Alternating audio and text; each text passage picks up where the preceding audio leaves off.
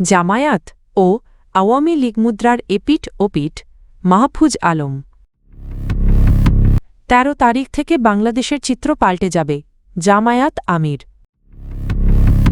জামায়াত শিবিরের আক্রমণের শিকার হচ্ছেন বিএনপির নারী কর্মীরা, রিজভী।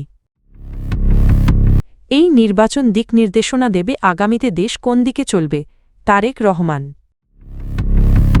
শেষ সময় দাঁড়িপাল্লা সরানোর সুযোগ নেই।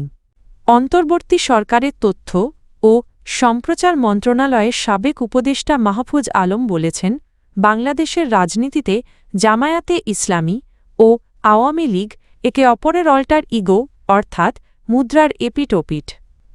বৃহস্পতিবার ২৯ জানুয়ারি ভারতীয় সংবাদ মাধ্যম দ্য উইকের ইউটিউব চ্যানেলে প্রচারিত এক সাক্ষাৎকারে তিনি বলেন, দেশে আওয়ামী লীগ টিকে থাকলে জামায়াতও থাকবে, আর জামায়াত থাকলে আওয়ামী লীগও টিকে থাকবে। আসন্ন ফেব্রুয়ারি জাতীয় নির্বাচনে অংশ না নেওয়ার কারণ ব্যাখ্যা করতে গিয়ে মাহফুজ আলম বলেন, এই পারস্পরিক রাজনৈতিক সমীকরণই তার সিদ্ধান্তের মূল ভিত্তি। তার মতে বর্তমান কাঠামোর ভেতরে প্রকৃত রাজনৈতিক পরিবর্তনের সুযোগ নেই।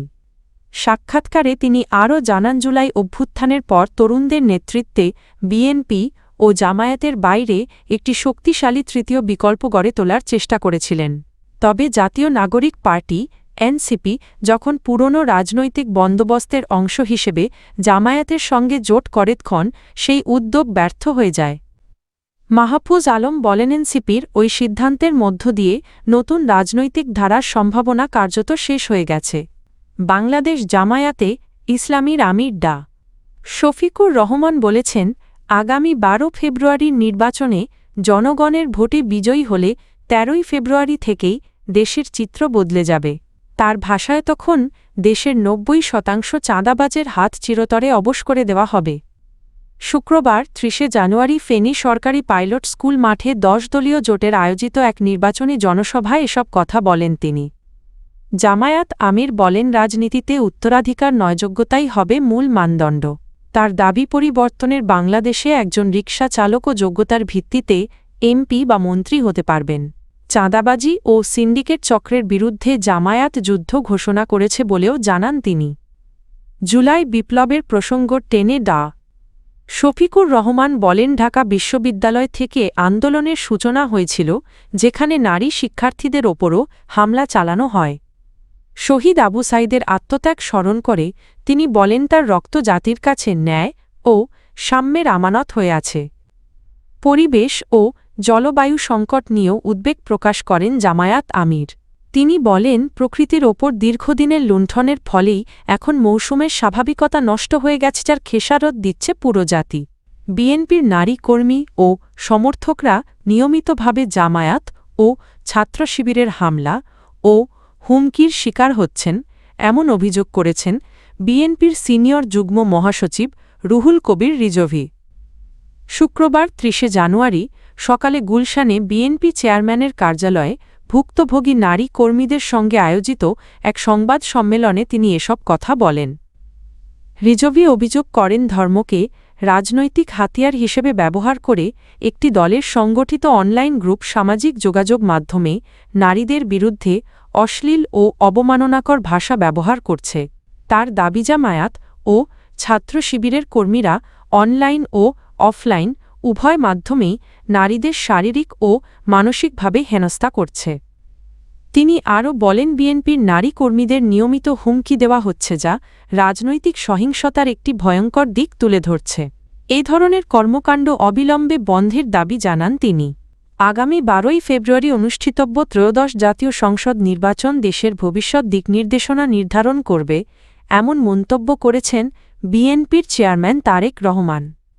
বৃহস্পতিবার ২৯ জানুয়ারি দিবাগত রাতে বগুড়া শহরের আলতাফুন্নেছা খেলার মাঠে জেলা বিএনপি আয়োজিত নির্বাচনী জনসভায় তিনি বলেন, এই নির্বাচনী নির্ধারণ করবে দেশে জবাবদিহিমূলক সরকার প্রতিষ্ঠিত হবে কি না।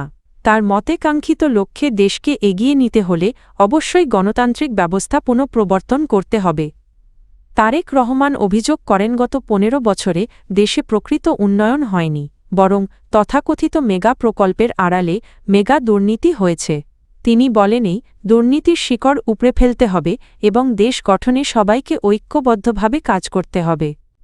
বিএনপির আগের শাসনামলের কথা উল্লেখ করে তিনি বলেন, ক্ষমতায় গেলে শুধু একটি অঞ্চল নয়, সমগ্র বাংলাদেশকে এগিয়ে নেওয়ার দায়িত্ব পালন করা হবে। চাকরিসহ সব ক্ষেত্রে যোগ্যতার ভিত্তিতে ন্যায্যতা নিশ্চিতের অঙ্গীকার করেন তিনি। একই সঙ্গে শিক্ষা, স্বাস্থ্যসহ বিভিন্ন খাত ধ্বংসের অভিযোগও তোলেন তিনি। বক্তব্যের শেষে বগুড়ার ৭টি আসনের ধানের শীষের প্রার্থীদের পরিচয় করিয়ে দিয়ে ভোট ও দোয়া চান বিএনপি চেয়ারম্যান। আসন্ন জাতীয় সংসদ নির্বাচনে ১০ দলীয় জোটের সমঝোতায় ৭টি আসন শরিকদের ছেড়ে দিলেও কারিগরি জটিলতার কারণে ওই আসনগুলোতে জামায়াতে ইসলামীর প্রার্থীদেরই লড়তে হচ্ছে। শেষ মুহূর্তে ব্যালট পেপার থেকে জামায়াতের দাড়িপাল্লা প্রতীক প্রত্যাহারের আবেদন জানালেও নির্বাচন কমিশন তা নাকচ করে দিয়েছে। বৃহস্পতিবার ২৯শে জানুয়ারি নির্বাচন কমিশনের উপসচিব মোহাম্মদ মনির হোসেন এক চিঠির মাধ্যমে জামায়াতের সেক্রেটারি জেনারেল গোলাম মিয়া পরোয়ারকে বিষয়টি জানিয়ে দেন। চিঠিতে নির্বাচন কমিশন জানায়, গণপ্রতিনিধিত্ব আদেশ ১৯৭২ অনুযায়ী নির্ধারিত সময়ের মধ্যে প্রার্থিতা প্রত্যাহার না হলে প্রতীক বাতিল বা প্রত্যাহারের কোনো সুযোগ নেই। সংশ্লিষ্ট আসনগুলোতে জামায়াত মনোনীত প্রার্থীরা নির্ধারিত সময়ের মধ্যে মনোনয়ন প্রত্যাহার না করায় ব্যালটে দাঁড়িপাল্লা প্রতীক বহাল থাকবে। এর ফলে যেসব আসন জোটের শরিক দলগুলোর জন্য ছেড়ে দেওয়া হয়েছিল, সেসব আসনেই এখন জোট শরিকদের প্রার্থীদের বিপক্ষে জামায়াতের প্রার্থীরা প্রতিদ্বন্দ্বিতা করবেন।